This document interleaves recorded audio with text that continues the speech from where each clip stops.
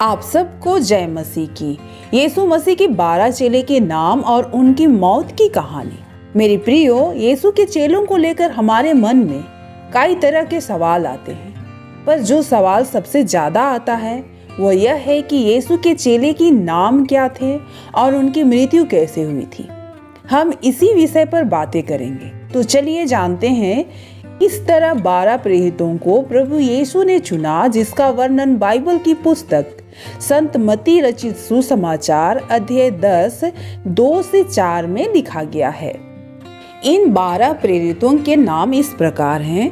पहला सिमोन, जो पतरस कहलाता है, और उसका भाई अंद्रियास, जबेदी का पुत्र याकूब और उसका भाई यूहन्ना, फिलिपुस और बरतुल्मै, थोमा जो दिदमुस भी कहलाता है, और चुंगी लेने वाला मती, हल्फाई का पुत्र याकूब और तदै, सिमोन कनानी और यहूदा इस्करियोती जिसने प्रभु यीशु को पकड़वा भी दिया, पतरस यूहन्ना का पुत्र शिमोन जो पतरस कहलाता है।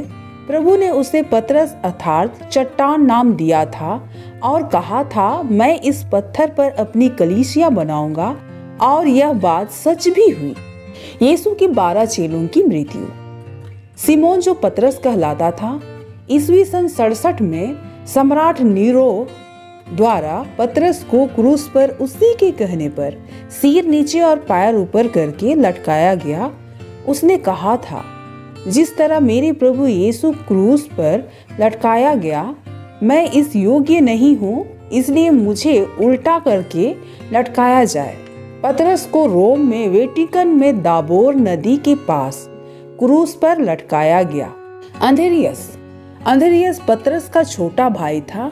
जब प्रभु यीशु ने यूहन्ना से बपतिस्मा लिया तब वह वहीं था। वहां घटी घटनाओं से प्रभावित होकर वह यीशु के पीछे हो लिया। इस तरह वह पहला प्रेरित बना।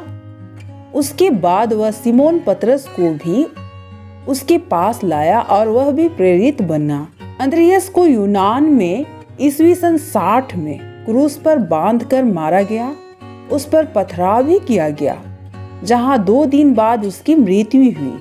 तीसरा, जबेदी का पुत्र याकूब जो यूहन्ना का बड़ा भाई था और जबेदी का पुत्र था, और उसकी माता का नाम सालोमी था। यह भी मछुआरा था। इसी की मां प्रभु यीशु के क्रूसीकरण के बाद यीशु की कब्र पर सुगंधित वस्तु लाने वाली महिला में से एक थी। चेलों में शहीद होने वाला यह याकूब सबसे पहला यही था और वह यरूशलेम में प्रचार करता था। इसी दौरान रोमी सम्राट यहूदा अग्रिप्पा ने ईस्वी सन 44 में इसे यरूशलेम के मंदिर के कंगूरे पर खड़ा करके तलवार से सिर काटकर कई फीट नीचे फेंकवा दिया था। यह वही कंगूरा था जिस पर प्रभु यीशु की परीक्षा शैतान ने दी थी। चौथा, यूहन्ना जबेदी का पुत्र और मछुआरा था। ये सब चेलों में सबसे छोटा था और प्रभु यीशु का प्रिय भी था। प्रेरित याकूब इसका बड़ा भाई था। यूहन्ना पतरस के साथ रोम गया था। वहां उसके प्रचार से क्रोधित होकर लोगों ने उसे मारने के लिए खौलते हुए तेल की कड़ाही में डाल दिया था और वह आश्चर्यजनक तरीके से बच गया। इस स्थान पर आज चर्च बनाया गया है। एक मान्यता यह भी है कि रोम में ही यूहन्ना को जहर से भरा प्याला दिया गया था। जब यूहन्ना ने उस प्याले को हाथ में लिया तो जहर गायब हो गया। उस प्याले में एक सांप दिखाई दिया। इसे यूहन्ना के प्रतीक चिन्ह में प्याला और उसी में एक सांप दिखाया जाता गया है। तदोमस टापू पर यूहन्ना को काले पानी की सजा दी गई। उसके बाद उसे छोड़ दिया गया। वहीं पर यूहन्ना ने प्रकाशित वाक्य भी लिखा। तदमोस टापू से काले पानी की सजा के बाद उसे छोड़ देने के बाद लगभग 100 वर्षों की आयु में उसकी मृत्यु हुई। केवल इसी प्रेरित की स्वाभाविक मृत्यु हुई। पांचवा, फिलिपुस गलीलिया का निवासी था। अंद्रियास प्रभु का पहला चेला था, तो फिलिपुस को दूसरे चेले बनने का सौभाग्य मिला था। यीशु के स्वर्गारोहण के बाद फिलिपुस रूस गया।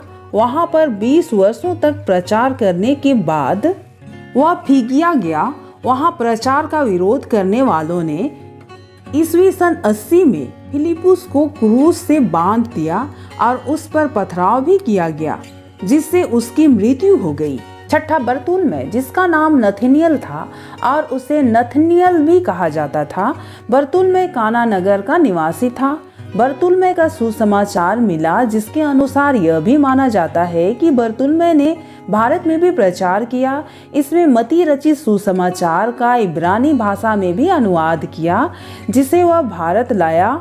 एक मान्यता के अनुसार बारबूस राजा की आज्ञा से अर्मेनिया में ईस्वी सन 71 में बरतुल्मै को जीवित चमड़ी उतार कर उस पर चढ़ाया गया और वहीं मृत्यु हो गई थी। सतवां थोमा, थोमा जिसे दिदमुस भी कहा जाता है, ये मध्य पूर्व में पहले प्रचार किया, फिर वह भारत आया। वहां वह ईस्वी सन 50 में पहुंचा और बहुत प्रचार करके 7 कलीसिया स्थापित किया। थॉमस ने भारत में जमकर प्रचार किया। थॉमस ने उत्तर भारत से पंजाब और सिंध में भी प्रचार किया।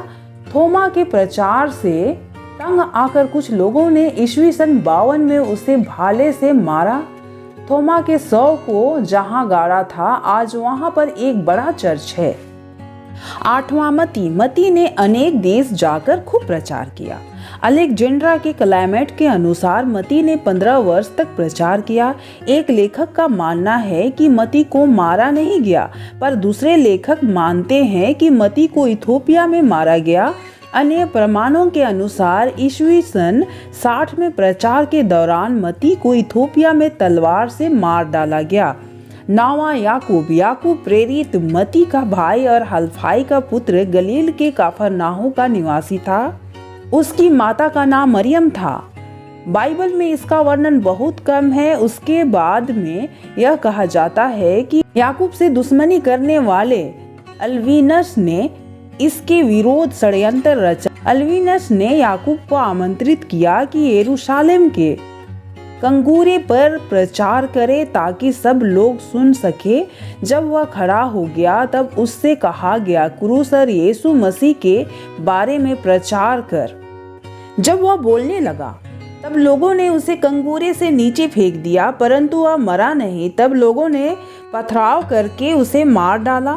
याकूब पर एक मान्यता यह भी है कि हेरोदेस के शासन काल में ईस्वी सन 54 में शहीद हुआ।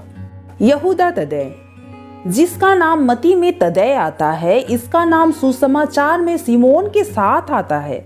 माना जाता है कि ये दोनों अच्छे मित्र थे। यहूदा तदै अर्मेनिया के शहर में ईस्वी सन 50 में प्रचार करते हुए शहीद हुआ और अरारात शहर में इन्हें तीर से मारा गया। अरारात शहर पहले सीरिया में था, जिसके पहाड़ पर जल प्रलय के बाद नूह का जहाज रुका था। 11 सिमोन कनानी, सिमोन कनानी के बारे में यह कहते हैं कि सिमोन पतरस से अलग पहचान के लिए इसे कनानी कहते थे। माना जाता है कि जब यह प्रेरित बना तब उसकी उम्र 40 रही होगी। यह ब्रिटेन में गया, सभी स्थानों पर आश्चर्य कर्म भी किए और अनेक कष्ट भी सहे। यह मेसोपोटामिया में गया। मिस्र का कोप्टिक चर्च यह मानता है कि फरीसिया में प्रचार के दौरान शहीद हुए, उन्हें क्रूस पर टांग कर मारा गया। 12वां यहूदा इस्करियोती, यहूदा इस्करियोती यह वही इस्करियोती है और यीशु का चेला भी, जिसने प्रभु यीशु को 30 चांदी के सिक्के में बेच दिया था और यीशु मसीह को पकड़वा भी दिया था।